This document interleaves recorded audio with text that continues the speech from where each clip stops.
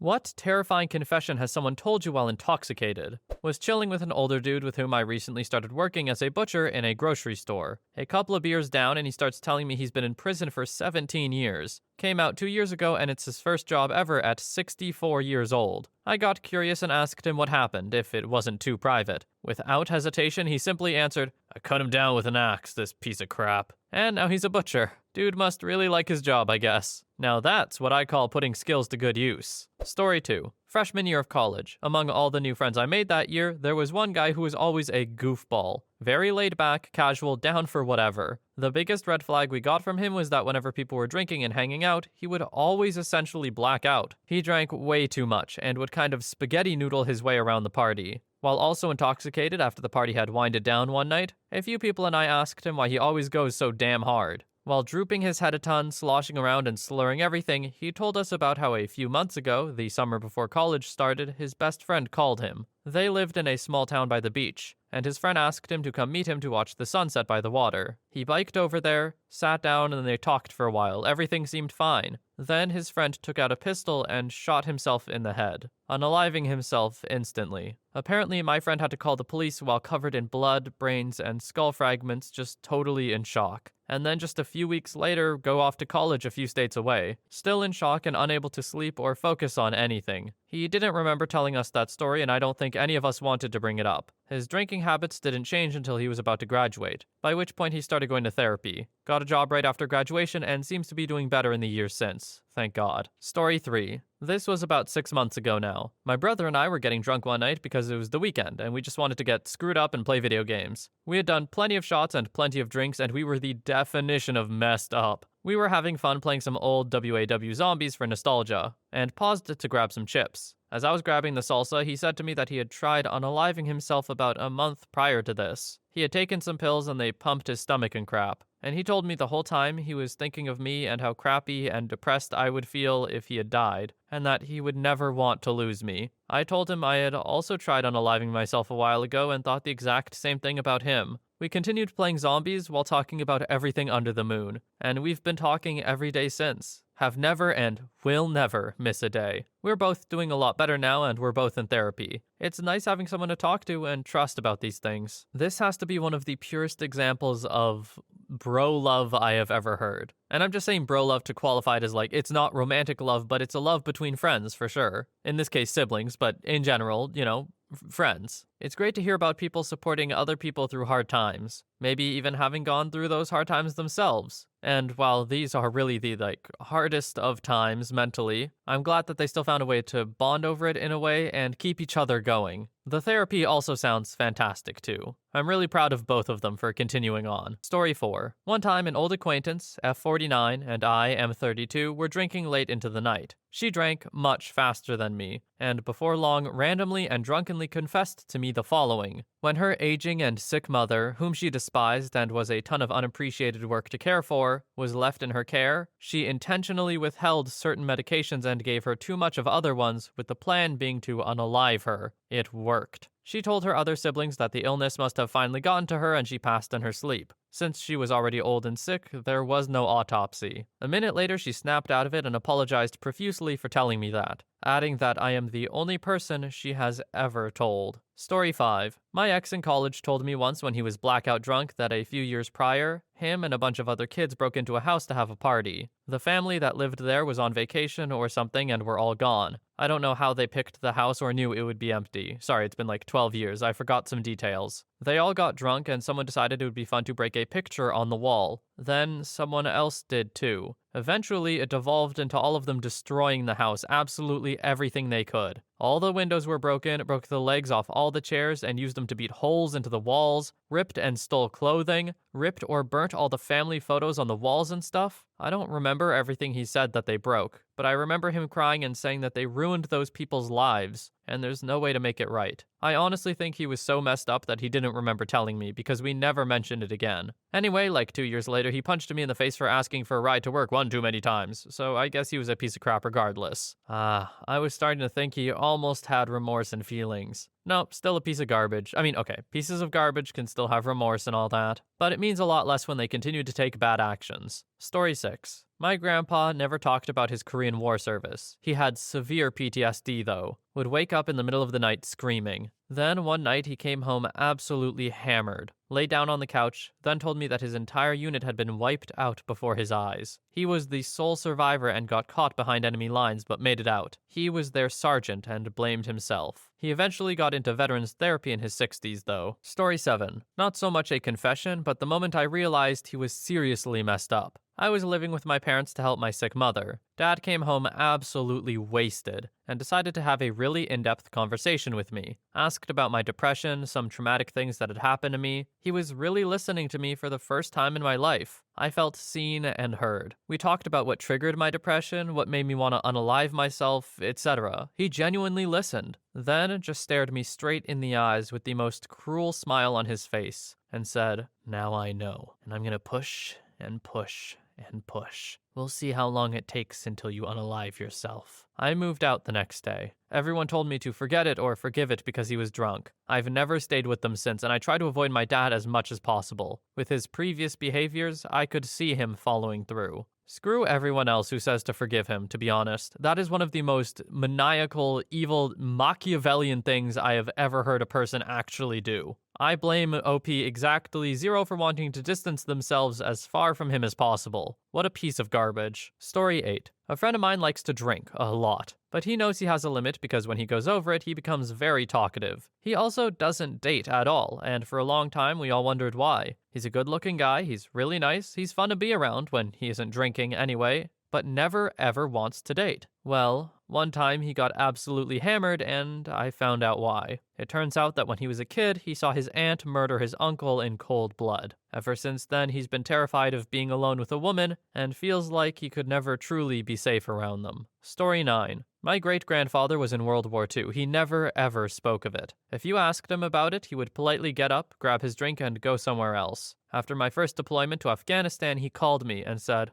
"I can finally talk to someone." I started hanging out with him all the time. I would tell him stories and he would tell me some too. When I went on leave, we had a night where me and him were going drink for drink. After a while, he tells me about a time when him and his unit found a small concentration camp. They weren't all big like Auschwitz. He said the first thing he remembers was the smell. He said the smell was so bad he almost threw up a handful of times. So this camp didn't have ovens or a gas chamber. At the north side of the camp was a pit they had dug out. Inside the pit must have been thousands of decaying bodies. He said he was sure that the ones on the bottom were probably skeletons. When they talked to the people, they said that the Nazis would line people up at random and shoot them. Their bodies would just fall in. He said the Jews told them that as some starved to death, they would throw themselves in with hopes of breaking their necks when they hit. The Germans knew the Allies were close. They locked the gate, took the food or poisoned it, and put dead bodies in the place they stored the water. He said the disease and infections were so bad that many of the soldiers in his unit were scared to help. He told me that out of all of the stuff he went through, that was the worst. It tore him apart, and he said those poor people would haunt his dreams. He felt like he just didn't do enough. He felt like those times when they couldn't push the line forward was just another day or week those poor people had to be tortured. My great-grandfather was proud of his time in World War II, and he lived a great life. He died in 2011 at home, in his bed, watching his favorite show. Edit. I never expected this to blow up. I've posted about him before and never got a response like this. I am touched how many people came to this comment and responded and read about my great-grandfather. However, I don't want people to just know this about him. My great-grandfather was a really good man. He was married for 60 years and my great-grandmother passed 2 years after him. They had 12 children and tried their best to make those around them happy. My great-grandfather wouldn't want any of you to be sad about what he went through. He was grateful for the opportunity to do something truly good for the world. He wrote a letter to one of the survivors from the camp. However strong my own suffering is from experiencing what I can truly call hell on earth, I cannot fathom the eternal suffering the Jewish people have felt and will feel for generations to come.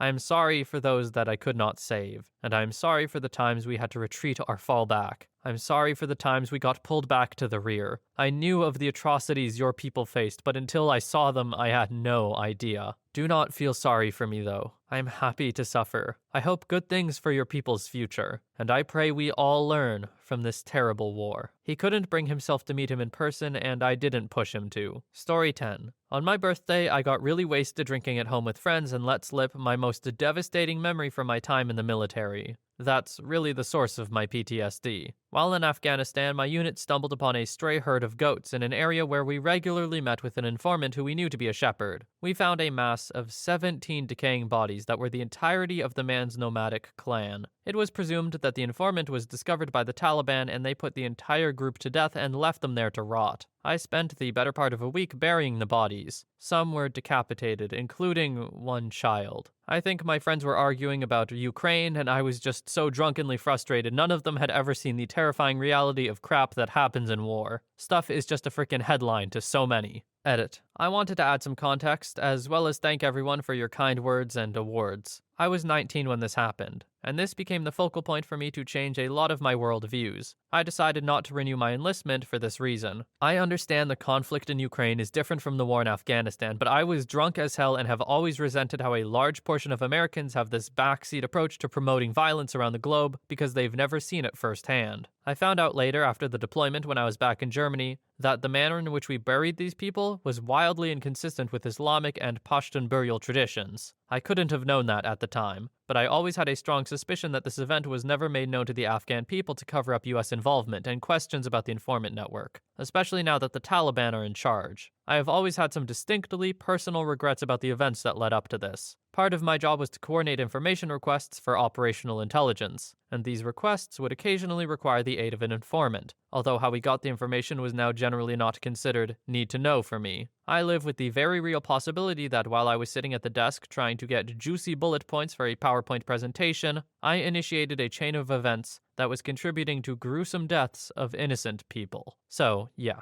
done with that. Story 11. They didn't tell me this while they were drunk, but I think it fits here. I'm a volunteer at a nursing home. When one of the female residents was close to death, she confided this in me. One time, her husband cheated on her with the neighbor's wife. When the neighbor's husband found out, he was very upset and was going to physically hurt her husband. They worked out a deal where the neighbor's husband would not hurt her husband if he was able to return the favor. In essence, her husband agreed to let the neighbor have her in order to save himself a righteous beating. It gets worse. She later became pregnant and told her husband for the rest of his life that it was his. But she honestly believed it to be the neighbor's. Her whole life she was carrying this burden about her son and what her husband had done to her, both with the cheating on her and with the trading her off like a cow. It was truly a heartbreaking conversation. It always pains me to hear about people treating their spouse, whichever gender, as just some kind of object to be owned or traded or having a particular value or something like that. It just seems to me to be the most literal possible way of objectifying someone, and it happens without them even knowing. Either way, a lot about this sucks. But at the same time, that woman's husband I don't think deserved to know that the child wasn't his. Or I guess did deserve if you wanted to punish him with it, but I don't know. Either way, this poor woman went through a lot, and I'm just glad she got to confide in someone in the end. Because holding on to that for all those years must have been...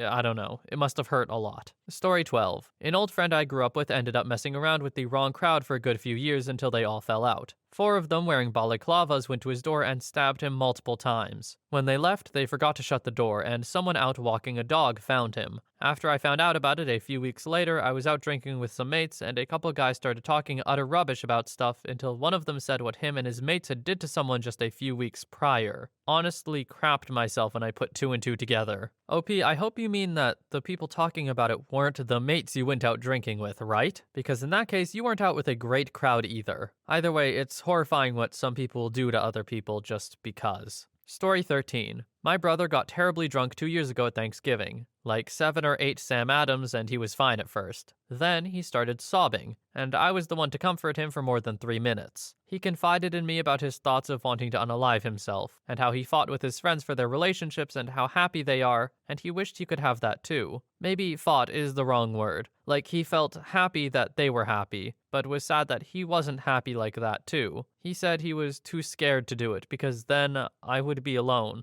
It was the turning point where I could finally get him on antidepressants. He also brought up something from when we were like 6, and he put gum in my hair and we had to cut my hair off. And he was sobbing over this, calling himself a terrible brother and that I didn't deserve him. I didn't even remember that happening, and I always ended up with short hair anyway, so I don't really care. He's doing way better now and hasn't ever gotten that drunk again. I love my brother, man. I'm gonna go give him a hug. Story 14. Maybe 10 years ago, a friend's grandfather was sharing war stories with us. We were all Navy. Dude was toasted. And in the course of the stories he told us, he threw a dude overboard at night after the two of them had gotten in a fight. People went missing at sea a lot more back in the day, especially during World War II, so no one really investigated it, I guess. Either way, he was this super old dude, who up until this point was one of the nicest people I had ever met, telling us he murdered someone. Still surreal to think about. Story 15. I had a friend who told me that his girlfriend dumped him because they got into a huge fight when they were drunk, and she was convinced he threatened her with physical violence. He was saying things out of frustration and all that, but he was sitting the whole time, and she was the one who was yelling and screaming. Weird, but okay. A few weeks later, I met up with him for drinks and he is absolutely plastered. I walk him back to his place with one of his friends. As we're walking, he starts crying and says that he screwed up and that he's a terrible person. We asked him to elaborate, and he tells us that his ex left because he threw her into a mirror and then flipped a coffee table at her. She's okay, couple bruises, scrapes. Kept my distance after that. Story 16. Just a warning, this one is kind of gross and you probably shouldn't read it if you're sensitive to animal violence. Freshman year of college, a guy lived in my hall. I'll call him Rick. Rick was a pretty nice guy with a charming personality. He was a little over the top and could be a little too much at times, but people liked him. Fast forward a few months into school, Rick decides to buy a bunny and keep it secretly in his closet as a pet. Rick's roommate's girlfriend was really the one who took care of the bunny, and she loved it. This went on for some weeks, but then one day the bunny was just gone. I asked around what had happened, but no one would tell me. Now for the intoxicated confession part. One night, a few days later, while everyone was drinking, Rick's roommate's girlfriend called Rick out for unaliving the bunny. So slowly, myself and a few other drunken teenagers learned that Rick had slowly tortured and unalived the bunny over several hours. He was a complete monster, and he confessed to having the desire to unalive animals and having done so for a long time. He even went as far as to ask if I would buy him an animal from the pet store as he wasn't allowed to anymore. Honestly, it was a bad situation and we should have done more to stop it. I really wonder how many more animals he's hurt. Hardcore animal abuse like this is a huge red flag about psychopathic behavior, or just being a psychopath. I really worry what Rick got up to later in his life or what he's doing right now. These kinds of people, when this behavior is recognized, need help. As much as it sucks, just ignoring them doesn't really do anything. Although, that's not to say that it's the job of the people who are there to help him either. I don't know, it's a tough situation when it comes to that level of mental health. Story 17. At a Christmas party, all was going well, until a middle-aged couple started having an intoxicated, blazing row. This domestic occurred a few minutes short of midnight. The wife involved was not a coworker, but her husband was. They were both very drunk. People intervened, with me escorting the husband into the cloakroom to cool off. Now I knew this guy had a reputation as a cheating Tinder hustler, and that he would often brag about his extramarital conquests. I wasn't ready for him to confess that he had hepatitis and had tested HIV positive 6 months ago. But confess he did, sobbing that his wife was going to leave him as if he was the victim. This man,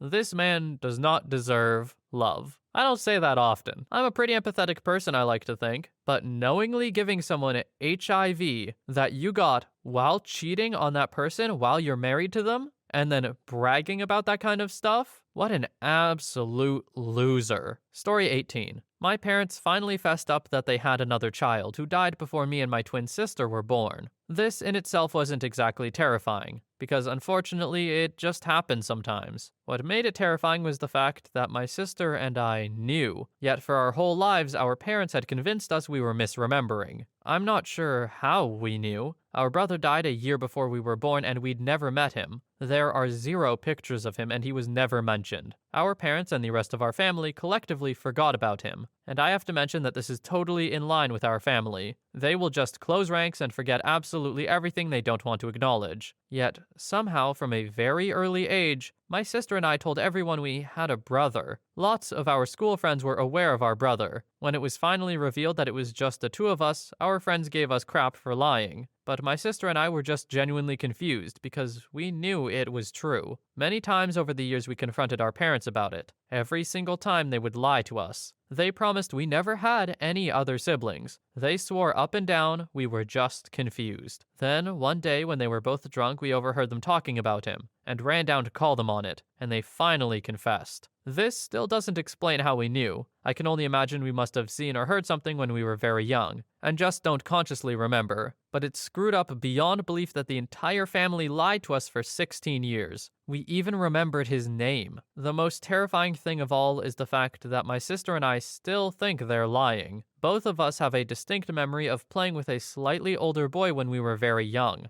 and both of us remember thinking of him as our older brother within the context of the memory. Well, this is a spooky kind of mystery to end it on. I've heard of this happening before, too, with kids being born knowing about their past siblings who didn't make it. Surely there must be some explanation for it, but it's just really creepy and weird. A terrifying confession, for sure. With this all being done, I would like to thank everyone for watching once again. Have a wonderful day or night wherever you are. I'll see you in the next one.